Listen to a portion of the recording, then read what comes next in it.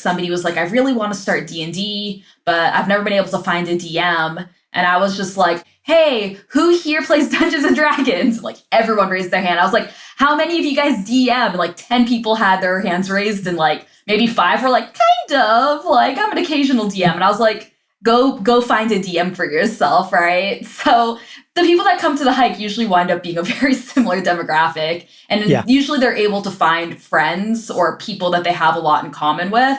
And so it's usually my goal to try and introduce people to people I think that they'll get along with.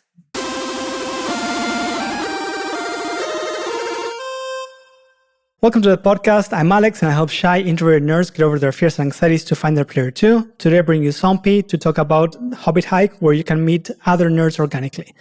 Sompi is the founder of Health Bar Fitness, where she helps nerds, geeks, and gamers level up their health.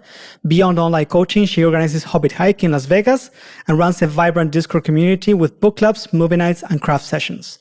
Now, even though this podcast is about dating, Hobbit Hike is not made for you to go with the only goal of finding dates. The idea is for you to go make friends, and that by expanding your social network, you may get to meet your player too. So with that being said, Sompi, thank you so much for coming. Hi, thanks for having me. Just to get started, what's Hobbit Hike? Yeah, so I started Hobbit Hike about 6 months ago, and we're a hiking group here in Las Vegas where we get together, dress up in Lord of the Rings or Renaissance Festival costumes and go hiking together. The thought concept came from, I just wanted to go hiking more, and I knew living in Las Vegas, it felt like a lot of nerd events out here were kind of focused around things like drinking, alcohol, going out and partying, and I wanted there to be more of an environment that nerds could go to in a similar age group to me, where it just felt more active and like, I guess, looking for people who are looking for like self-growth and other opportunities that had a little less to do with partying. So you're saying that it's like, and I had no idea that in Vegas nerds got together to like party and drink. Like to we me, have a really vibrant nerd city here in Vegas, I would say. We have a lot of nerd bars out here, like a ton of them. We have a lot of our nerd bars have like kind of like a provocative edge to them sometimes. And I think for a more introverted type of nerd, it could be like a lot to go to somewhere with like a hentai lounge. Like that's a lot for some people. So I wanted there to be kind of like a wholesome environment for that.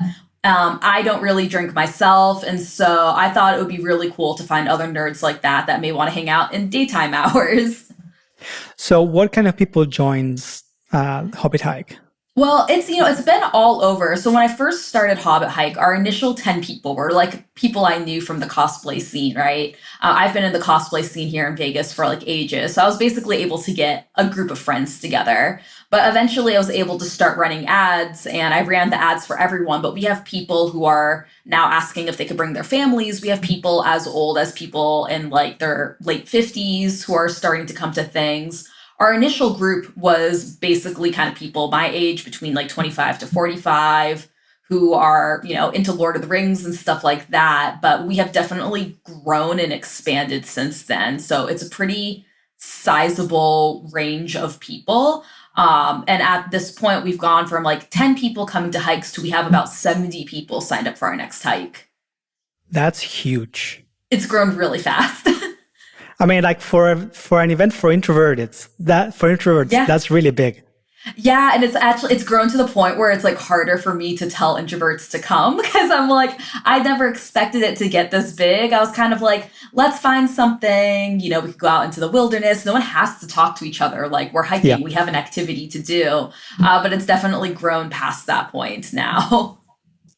So are most people like fit? Like, are they into sports or something? Most people aren't into sports. I would say we have like, most people that come to the hike, I would say about 20% are active hikers. Maybe 20% used to hike, and this is their first hike in years. And a really large amount of people that come to my event haven't hiked before, or again, it's been like a very, very long time. I wouldn't call most of the people who come to my event advanced hikers by any means. And when I was first coming up with the event, I was trying to decide, I'm like an avid hiker, so a hard hike for me is whatever. But even some of our easier hikes I found were difficult for a lot of people coming to my hike. So I've scaled back a lot to even easier hikes. talking to people who are attending the events. I'm like, what are you here for? Are you here for like the hike? Are you here to make friends? And overwhelmingly, most people told me like, we kind of just want to talk to people, meet new friends, and like, we want to like whimsy max, that was we've been saying. Like, we want to hang out in our costumes, twirl around, wave our swords. Like, we want it to be whimsical. And I was like, cool, if that's what you guys want, we're going to make sure that these hikes are like pretty easy. There's a lot to look at, cool things to take photos of in your cosplay, and a lot of breaks. So it's not an extreme hike at all. People ask for it, but I'm like, that's just not who this audience is. Maybe in the future, as we expand, we'll have like a secondary harder hike there. But for now, it is, for the most part, we try and make it as all levels as we can. Of course, we can't accommodate for every single person's fitness level, but we're typically choosing the easy status on all trails. So it's basically like a tour for cosplayers to take photos? Yeah, so like I would say about 50% of people dress up. And I would say it's like, you know, when you go to Renaissance Festival, it's not like intense how much you have to cosplay, right? You could just wear like a fancy shirt and call it a day. So we have some people who go all out in their costumes, and some people are kind of just wearing a fun shirt. So it's about 50-50 how many people dress up and how many people are kind of just there to hang out in their regular clothes. There's no pressure to cosplay, but it's like we're out in the forest or we're out in the woods and stuff. It's like a really cool opportunity to get great photos if you wanted to. Right. That sounds awesome. So at the beginning, before we recorded, you told me, because I have experience going on hikes, right? Yeah. Like group hikes. And I was like, well, I'm sure it's something similar. You're like, no, it's Not nothing really. like Well, it. when I go on hikes, like we're trying to get to a destination. Usually we're trying to get there within a certain amount of speed, because I think our last hike, we had like 30-ish people or so. There's just a lot of breaks, a lot of chit chat time. At one point, everyone started breaking out into Epic the Musical. Like, I wouldn't call it your average hike just by the nature of people aren't necessarily there just to like get the hike done. It's a lot of hanging out. And so that's why it's funny. It's like, oh, that trail only takes an hour, Sompi. And I'm like, this is going to take us about 3 hours, between the combination of a lot of us aren't hikers by nature and the amount of time that people are going to want to just like kind of hang out. Sometimes people will be like, that's a really like nice rock. And then we're like, okay, let's go hang out by that rock for like 30 minutes, I guess. So it is a hike. Yes, we are getting out in nature, but it's not extreme by any means. So basically, you're touching grass. We're touching grass. That's what I literally say. I'm like, I'm trying to help nerds touch grass. That sounds about right. Yeah, yeah. How do you manage such large groups? So I have a few people within my group that I trust who help with my business, so that we kind of like have people at each section. So one of my community managers, Carlos, helps stay towards the back with people who are slower. We have some people like one of my friends, Steven, he stays towards the front with the more advanced hikers, and I usually float back and forth in between. And luckily, we kind of have not assigned extroverts, but there are people that I know who understand like my brand and my mission, that like really go out of their way to try and introduce themselves to people, to make sure that we can introduce people to other people so that no one feels really left out during the hike. So it's like a 50% I'm trying to make sure that people are talking and enjoying themselves, and 50% I'm trying to make sure everybody's safe and nobody's falling too far behind. I love the concept of assigned extrovert. Yeah, it's really funny. One of the guys in our group, his name's Steven, and he is a self-proclaimed introvert, but he just like kind of forces himself to stay busy. He's really great at talking to people, but he's definitely an introvert by trade. But he does such an amazing job trying to make sure that he can help people feel included. And, you know, one of the things that I do as someone who is very extroverted, I mean, anytime somebody new comes to the hike, the very first thing they'll ask them is just like, what do you like to geek out on? And typically they're able to tell me 2 or 3 things. And more often than not, I'm able to find someone else in the group that likes the same thing. And I'll usually try and assign them like 1 or 2 buddies to start off talking with. We have enough like general nerds like me who like a lot of different things that we can talk to anyone. But if they say something particularly niche, I'm able to usually find someone as well. And so, of course, most people that come to the hikes love Lord of the Rings. We attempted to do the May the 4th one, so typically a lot of people like Star Wars. And so usually we have pretty good success introducing people.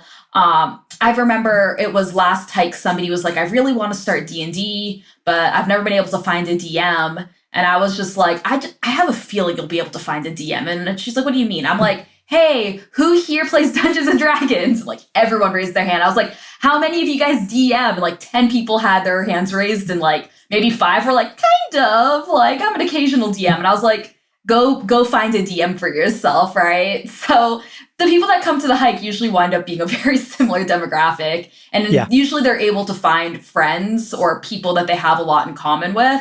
And so it's usually my goal to try and introduce people to people I think that they'll get along with. That's amazing. I was expecting the next question to be like, who's got dice here? Here! Yeah, basically. The people come with dice, or people are wearing a certain thing. It's like, and typically, like, so before the hikes, we'll meet up in a parking lot first. And as people are kind of rolling in, I'm doing my best job of asking, like, where they're from, how long they've lived in Las Vegas, because most people who come to Vegas are from somewhere else initially.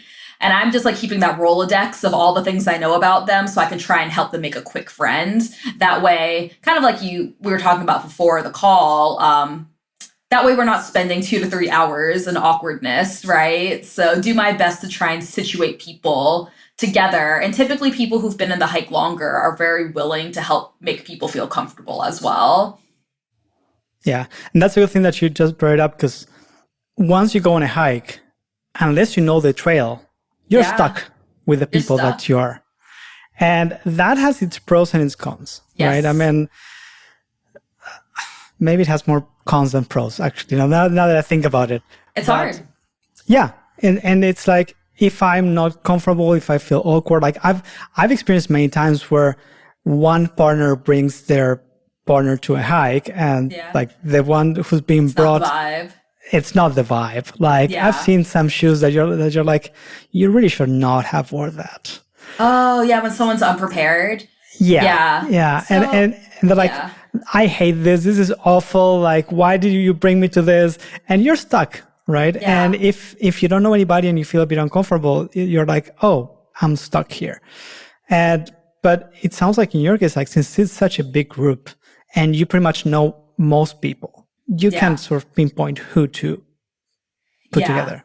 So at this point, as the group was slowly growing, we started off with 10 people. I knew them pretty well. We'd have like 1 or 2 new people each hike, and I got to know them very well. Now we're at the point where we're having 10, 20, 30 new people come each time. But I'm just at the point where I have been a part of this just general Vegas nerd community for so long that I'm usually able to figure out someone I think that they'll get along with. And for some people who are much quieter, I kind of take it upon myself to be the yapper.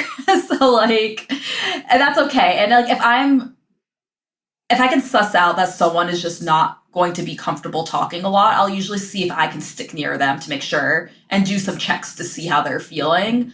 That's just kind of how I am with the way that I run my groups. I know not every hiking group is going to be that way.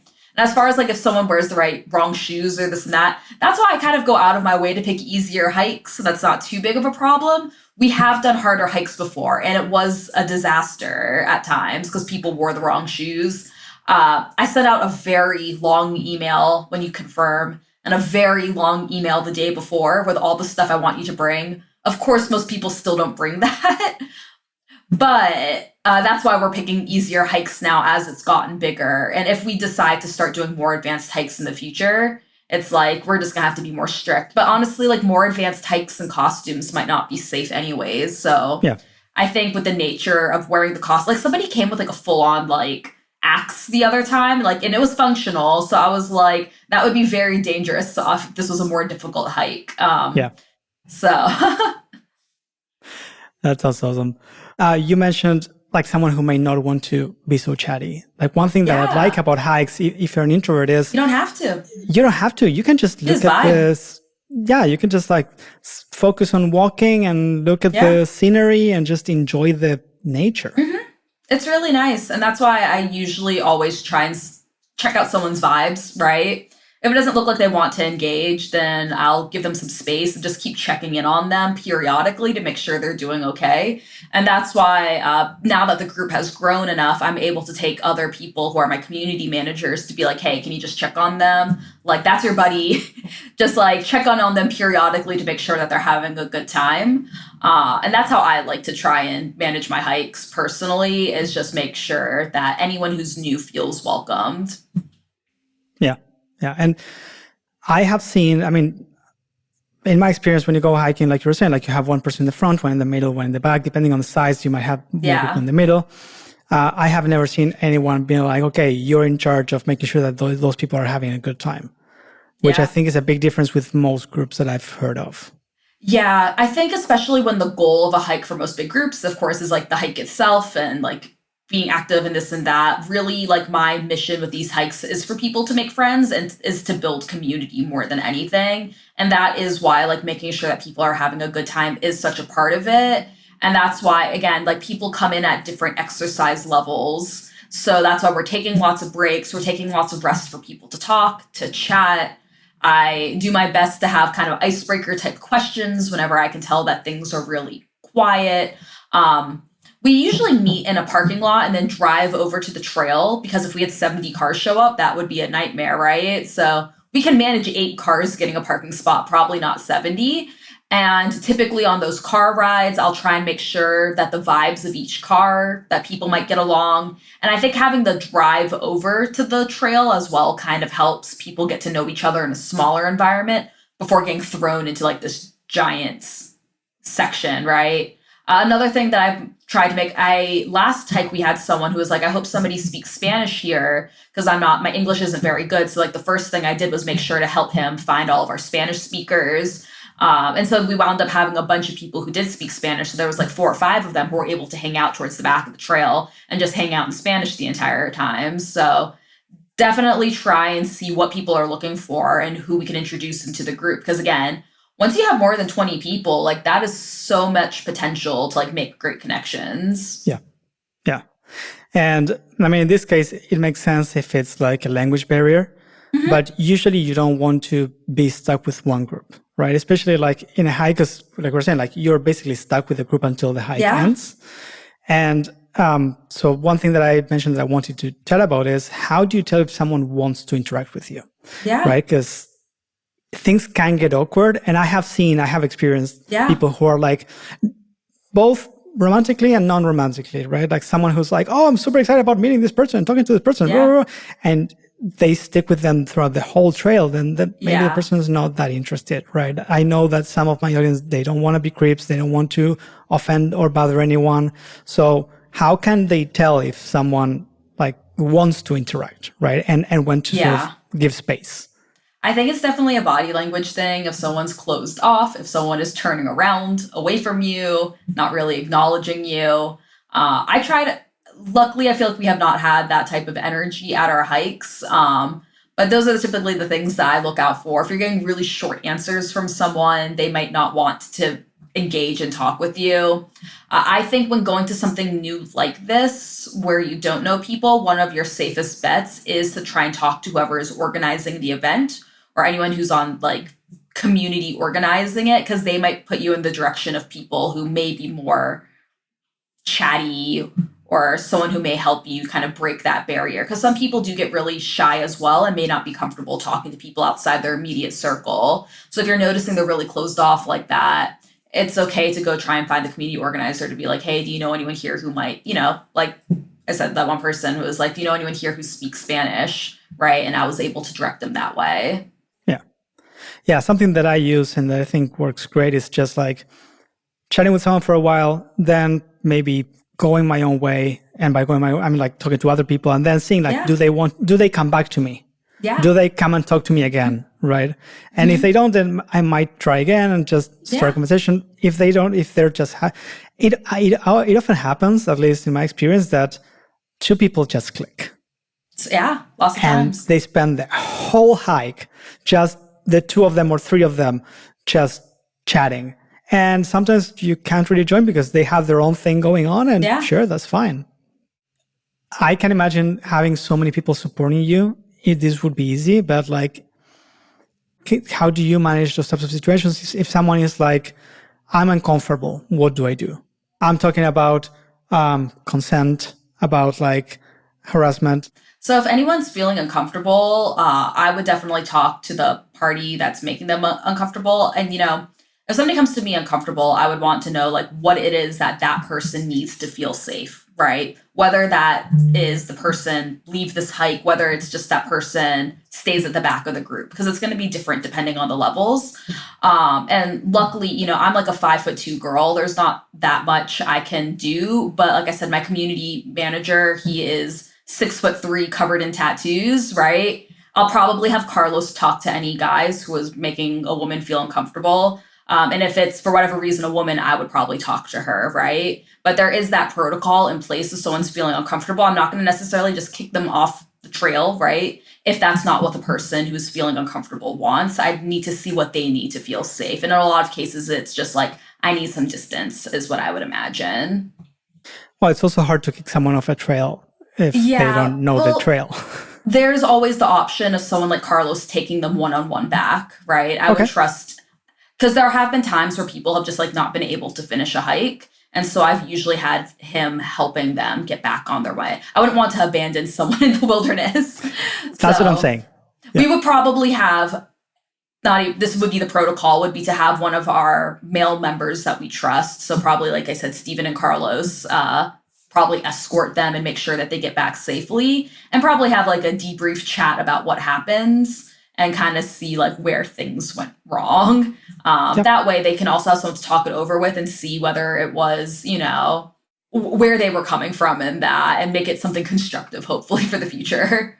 Yeah, no, absolutely. Like, and that's what I wanted to ask, because like we're saying, like you're kind of stuck, but if you have, it makes sense. Like someone can walk them back. Great. That's amazing. Somebody can walk them back. And in that case, like, I feel like if it were me having to talk to someone who harassed a woman, like I wouldn't be the best person for that. I probably feel a little activated, either a little triggered, but being able to have someone who can talk from like an angle of like non-toxic masculinity to be like, yo, bro, that wasn't cool. Like, why'd you do that? Right. I think they could handle that situation a little bit better than I could have, especially if it takes like an hour to walk back. Yeah. Look, like I always want to think the best of people, and I want to think that it's not on purpose. Like, it may come from a place of like not realizing, not knowing, not whatever it is, right? And I often say, like, I mean, I had, what was it, last year? I was at an event, people from all over the world, and we got a message on WhatsApp saying that some of the men were making some of the women uncomfortable. And I was at a table with some friends, and I was like, well, what were they doing? Because it could be me, it could be a friend. If we don't know what it is, we don't know. Like, we have many different cultures here, right? As an example, I was like, there was someone from Ukraine. I was like, are you okay with physical touch? And she's like, well, if it's friendly. Okay, what's friendly? I'm like, touch on the shoulder, that's fine. Upper arm, that's fine. I'm like, knee, no. Okay. And I looked at a Mexican friend of mine. I'm like, what do you think? I just put my hand on her knee. She's like, it's fine. Like, so I want to think that in most cases, people don't realize that there's something wrong, and that by just talking about it, then it's clear and it's fine. Yeah. I think with these events and things, I definitely err on the side of caution. I'm someone who doesn't even like want people hugging me if I don't know them, right? So I err on the side of asking before any physical touch and stuff like that. I can't really think of many situations where it would be appropriate to need or want to touch someone on a hike either, right? It's not like we're dancing or anything like that. So. That's just an example. I'm just saying, like, but I know what you mean. So especially or if like people are posting for photos and stuff like that, I could see someone maybe doing something that would make someone uncomfortable. So I just always try to curate the environment where someone would feel comfortable coming to me as the organizer to say like something is happening, and for us to try and manage that as quickly as possible. Yeah, no, that's great. So how often is Hobbit Hike? We're doing them once a month right now. Once a month. Okay. And in between, like, think you have a Discord. Like, how do people stay in touch with the community? So we have a locals channel. So a lot of our local people will get together on the locals channel. We recently went to like the Mosh Isley Star Wars event where it was like an emo night that was Star Wars themed. I know we'll have people get together. I have a channel on my Discord for locals that's like, let's get lunch. We had a bunch of people go get tacos the other day. So there are definitely people who are local using my Discord to like meet up and hang out after. And it typically winds up open invite and anyone who's come to things can go. But in addition to the once a month Hobbit hike, I run movie nights once a month. I run a craft night once a month, and then we have a monthly book club as well. So there's a lot of ways to still engage with Health Bar Fitness if you don't live in Vegas or if you just want to see more people online in between. I find that once a month winds up being a pretty good amount of time for a lot of our audience and people to interact and touch grass. I want to start doing it twice a month, but that might be a lot. Well, I mean, with 70 people, maybe you might be able to. Yeah. But so those events that you said, like the movie nights and the crafts, that's all online. That's all online on Discord. Yeah. Okay. That's perfect. Yeah, because like for some people, they're like, oh, like I don't have enough time. And I'm like, well, just join an event that happens every once a month and then just join the group chat. Yeah, absolutely. Once a month, you can come to these and then everyone just hangs out online. Otherwise, we'll have a lot of people play video games and stuff together. Everyone in the community just kind of does their own thing, but it's a great way to meet people initially and then chat with them after. And it makes me really happy to see people organizing lunches and other things on their own, independent of me as well. So it really just goes to show that the people who are showing up to this event tend to be kind of like-minded and into the same stuff. Right. You mentioned those who are locals. Do you have people who are not locals? Yeah, we have people all over the world. So my Health Bar Fitness, I have clients all over the place. I have people in the UK, I have people in Canada, I have people in like just everywhere. So we have events and people from all over the place. And that's why we have a specific section for locals as well. Right. And joining Hobbit Hike, you also get people who are not from Vegas or not living in Vegas? It's not advertised to them, but they're welcome to join us. I think it'd be hard to kind of find it if you weren't local. If you're part of my Health Bar Fitness community, though, we do have people who plan on flying out if they're in Vegas to join us as well. So I plan on having an anniversary event, and I think there are some people in our community who plan on flying out for it. That sounds really cool. That sounds amazing. Is there anything else you want to share about Hobbit Hike? Anything else to share about Hobbit Hike? Yeah, just see what's in your local community and what events are out there. And if there aren't any that you see that are interesting, like start it yourself. Like if you build it, they will come. I started Hobbit Hike 6 months ago and we have 70 people signing up for events right now. I have like 400 people in my Discord now, starting from like barely anything. So there is a need for this stuff. And if you have an idea, like seriously, just build it. People like want community and are like craving community in the nerd spaces. And if you like have that pure vision and you want that, build it. That sounds great. Where can people find you? You can find me at Sompi Harmetz on Instagram and on YouTube. Fantastic. Sompi, thank you so much for coming. This has been great. And I hope people either think about joining Hobbit Hike if you want to go for at least once a month to Vegas, or if you live there. And otherwise, just create your own, because like this sounds like a great idea. Sompi, thanks so much. Thank you.